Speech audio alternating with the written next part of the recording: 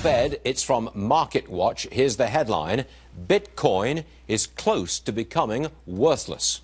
The article was written by Ayatollah Sarin, finance professor at Santa Clara University, who joins us now. Sir, make your case, please. Thanks, Stuart.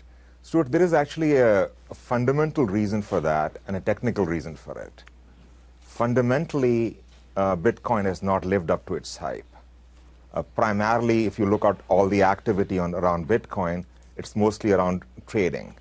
It doesn't seem to have too many use cases. Okay. The ultimate promise of it helping it bank the unbanked has certainly, it has not lived up to it.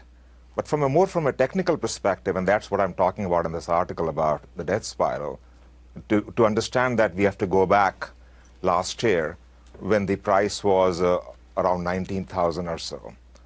At that point in time, the future trading started.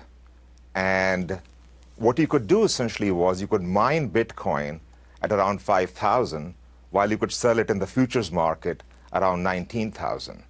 And that clearly attracted a lot of arbitrageurs who got involved with the mining activities and were guaranteed an arbitrage profit.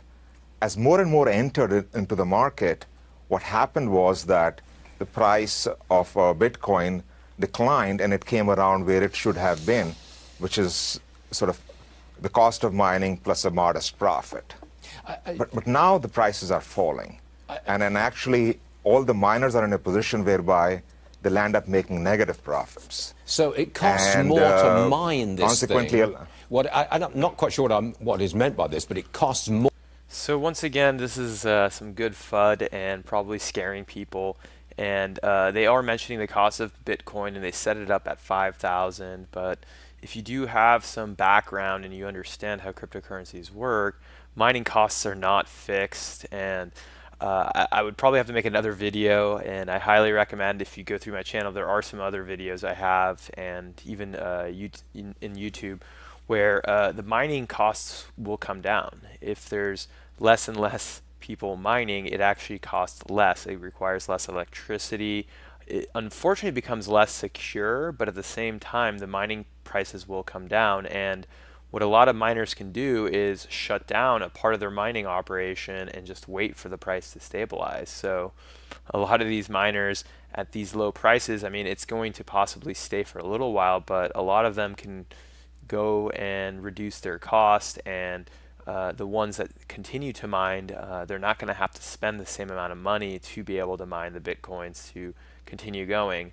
And at the same time, as people keep exiting, it does allow large institutions, big hedge funds, to basically buy this asset on the cheap.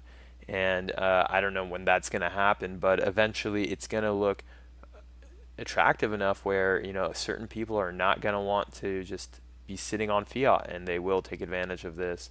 But I will be playing more of this interview and kind of going over what questions he brings up and kind of giving my opinion and analysis. And let me know your thoughts on this as well, and I will talk to you soon.